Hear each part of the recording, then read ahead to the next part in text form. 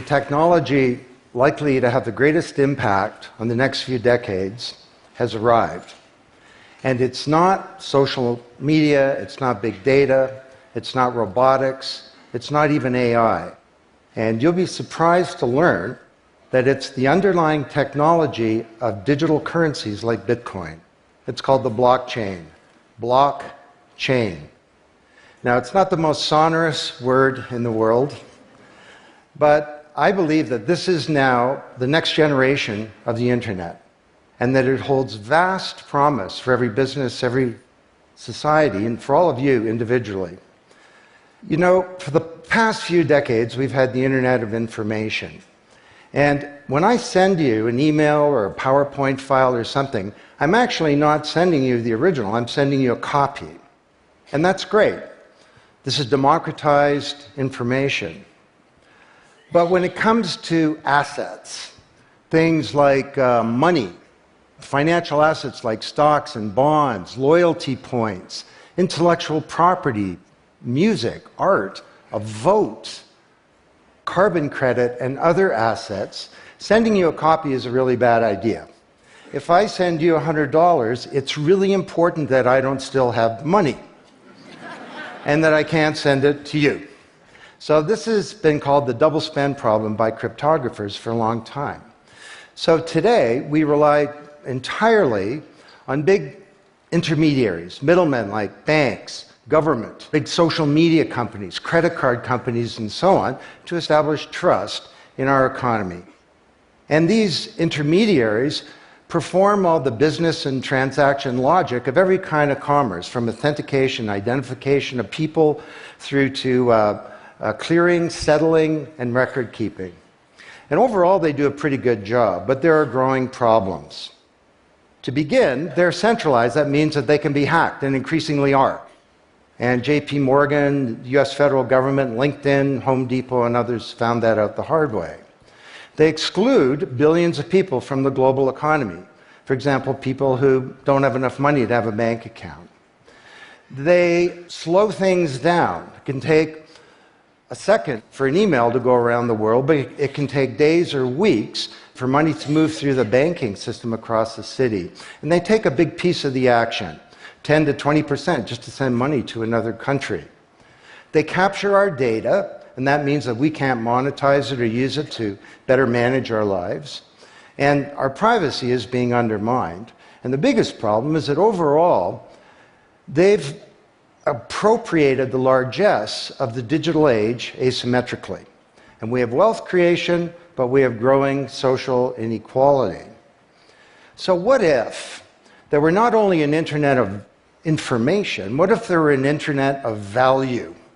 Some kind of vast, global, distributed ledger running on millions of computers and available to everybody, and where every kind of asset, from money to music, could be stored, moved, transacted, exchanged, and managed, all without powerful intermediaries. What if there were a native medium for value? Well, in 2008, the financial industry crashed, and perhaps propitiously, an unknown or anonymous person or persons named Satoshi Nakamoto created a paper where he developed a protocol for a digital cash that used an underlying cryptocurrency called Bitcoin. And this cryptocurrency enabled people to establish trust and do transactions without a third party. And the seemingly simple act set off a spark that's ignited the world, that has everyone excited or terrified or otherwise interested in many places. Now, don't be confused about Bitcoin, okay? Bitcoin is an asset. It goes up and down, and that should be of interest to you if you're a speculator. More broadly, it's a cryptocurrency. It's not a fiat currency controlled by a nation state, and that's of greater interest. But the real pony here is the underlying technology. It's called blockchain. So, for the first time now in human history, people everywhere can trust each other and transact peer-to-peer. And trust is established not by some big institution, but by collaboration, by cryptography, and by some clever code. And because trust is native to the technology, I call this the trust protocol. Now you're probably wondering, well, how does this thing work? Fair enough. Assets, digital assets like money to music and everything in between, are not stored in a central place, but they're distributed across a global ledger using the highest level of cryptography. And when a transaction is conducted, it's posted globally across millions and millions of computers. And out there around the world is a group of people called miners. These are not young people, they're Bitcoin miners. And they have massive computing power at their fingertips, 10 to 100 times bigger than all of Google worldwide. And these miners do a lot of work. And every 10 minutes, kind of like the heartbeat of a network, a block gets created that has all the transactions from the previous 10 minutes. And then the miners get to work trying to solve some tough problems. And they compete. And the first miner to find out the truth and to validate the block is rewarded in digital currency. In the case of the Bitcoin blockchain, with Bitcoin. And then, this is the key part, that block is linked to the previous block and the previous block to create a chain of blocks. And everyone is time-stamped, kind of like with a digital wax seal. So if I wanted to go and hack a block and say, pay you and you with the same money, I'd have to hack that block, plus all the preceding blocks, the entire history of commerce on that blockchain, not just on one computer, but across millions of computers simultaneously, all using the highest levels of encryption in the light of the most powerful computing resource in the world that's watching me. Tough to do. And this is infinitely more secure than the computer systems that we have today. Blockchain, that's how it works.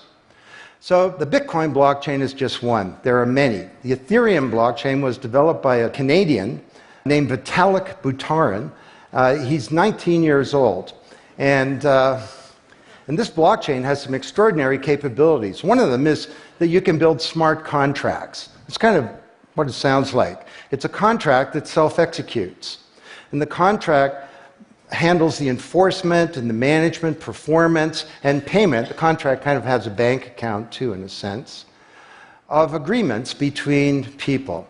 And today, on the Ethereum blockchain, there are projects underway to do everything from create a new replacement for the stock market to create a new model of democracy where politicians are accountable to citizens. So, to understand what a radical change this is going to bring, let's look at one industry, financial services. You recognize this? Rube Goldberg machine. It's a ridiculously complicated machine that does something really simple, like crack an egg or shut a door. Well, kind of reminds me of the financial services industry, honestly. I mean, you tap your card in the corner store, and a bit stream goes through a dozen companies, and each with their own computer systems, some of them being 1970s mainframes, older than many of the people in this room. And 3 days later, a settlement occurs. Well, with a blockchain financial industry, there would be no settlement because the payment and the settlement is the same activity. It's just a change in the ledger. So Wall Street and all around the world, the financial industry is in a big upheaval about this, wondering, can we be replaced, or how do we embrace this technology for success? Now, why should you care? Well, let me describe some applications. Prosperity. The first era of the Internet of information, brought us wealth, but not shared prosperity, because social inequality is growing. And this is at the heart of all of the anger and extremism and protectionism and xenophobia and worse that we're seeing growing in the world today. Brexit being the most recent case. So, could we develop some new approaches to this problem of inequality? Because the only approach today is to redistribute wealth, tax people and spread it around more. Could we pre-distribute wealth? Could we change the way that wealth gets created in the first place by democratizing wealth creation, engaging more people in the economy, and in ensuring that they got fair compensation. Let me describe 5 ways that this can be done. Number 1, did you know that 70% of the people in the world who have land have a tenuous title to it? So you got a little farm in Honduras, some dictator comes to power. He says, I know you got a piece of paper that says you own your farm, but the government computer says my friend owns your farm. This happened on a mass scale in Honduras, and this problem exists everywhere. Hernando de Soto, the great Latin American economist, says this is the number 1 issue in the world in terms of economic mobility, more important than having a bank account. Because if you don't have a valid title to your land, you can't borrow against it, and you can't plan for the future. So today, companies are working with governments to put land titles on a blockchain. And once it's there, this is immutable. You can't hack it. This creates the conditions for prosperity for potentially billions of people. Secondly, a lot of writers talk about Uber and Airbnb and TaskRabbit and Lyft and so on as part of the sharing economy. This is a very powerful idea that peers can come together and create and share wealth.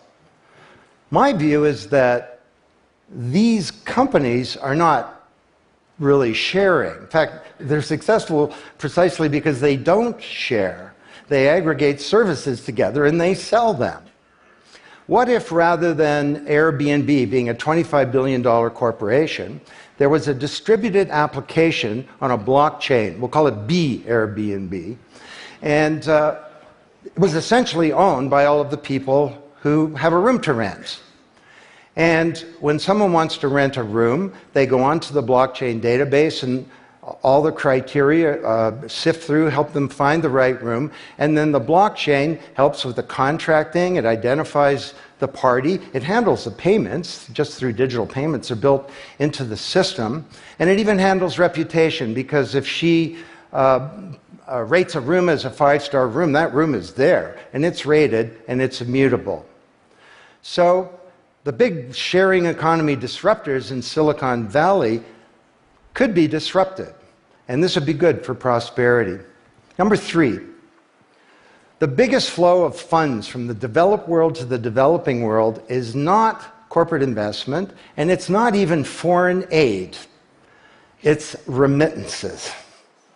This is the global diaspora, people who've left their ancestral lands, and they're sending money back to their families at home. This is $600 billion a year, and it's growing, and these people are getting ripped off.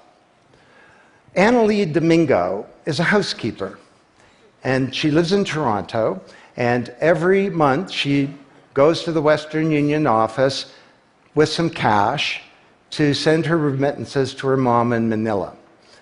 It costs her around 10%. The money takes 4 to 7 days to get there. Her mom never knows when it's going to arrive. It takes 5 hours out of her week to do this. 6 months ago, Annalie Domingo used a blockchain application called Abra. And from her mobile device, she said $300 went directly to her mom's mobile device without going through an intermediary. And then her mom looked at her mobile device, it's kind of like an Uber interface, there's Abra tellers moving around. She clicks on a teller that's a 5-star teller, he's 7 minutes away. The guy shows up at the door, gives her Filipino pesos, she puts them in her wallet. The whole thing took minutes, and it cost her 2%. This is a big opportunity for prosperity. Number 4, the most powerful asset of the digital age is data. And data is really a new asset class, maybe bigger than previous asset classes like land under the agrarian economy or an industrial plant, or even money. And all of you, we create this data. We create this asset. And we leave this trail of digital crumbs behind us as we go throughout life. And these crumbs are collected into a mirror image of you, the virtual you. And the virtual you may know more about you than you do, because you can't remember what you bought a year ago or said a year ago or your exact location a year ago. And the virtual you is not owned by you. That's the big problem. So today there are companies working to create an identity in a black box. The virtual you owned by you. And this black box moves around with you as you travel throughout the world, and it's very, very stingy. It only gives away the shred of information that's required to do something. A lot of transactions, the seller doesn't even need to know who you are. They just need to know that they got paid. And then this avatar is sweeping up all this data and enabling you to monetize it. And this is a wonderful thing, because it can also help us protect our privacy. And privacy is the foundation of a free society. Let's get this asset that we create back under our control, where we can own our own identity and manage it responsibly. Finally,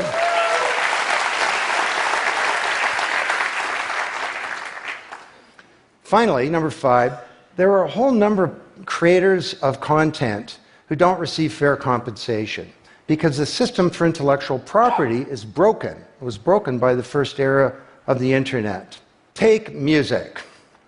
Musicians are left with crumbs at the end of the whole food chain. You know, if you're a songwriter, 25 years ago you wrote a hit song, it got 1 million singles, you could get royalties of around $45,000. Today you're a songwriter, you write a hit song, it gets 1 million screams, you don't get $45K, you get $36.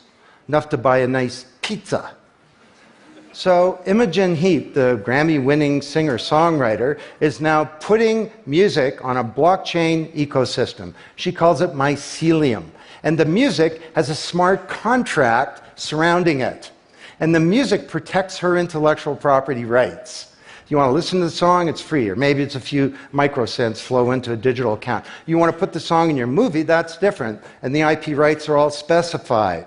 You want to make a ringtone, that's different. She describes that the song becomes a business. It's out there on this platform, marketing itself, protecting the rights of the author, and because the song has a payment system, in a sense a bank account, all the money flows back to the artist, and they control the industry rather than these powerful intermediaries. Now this is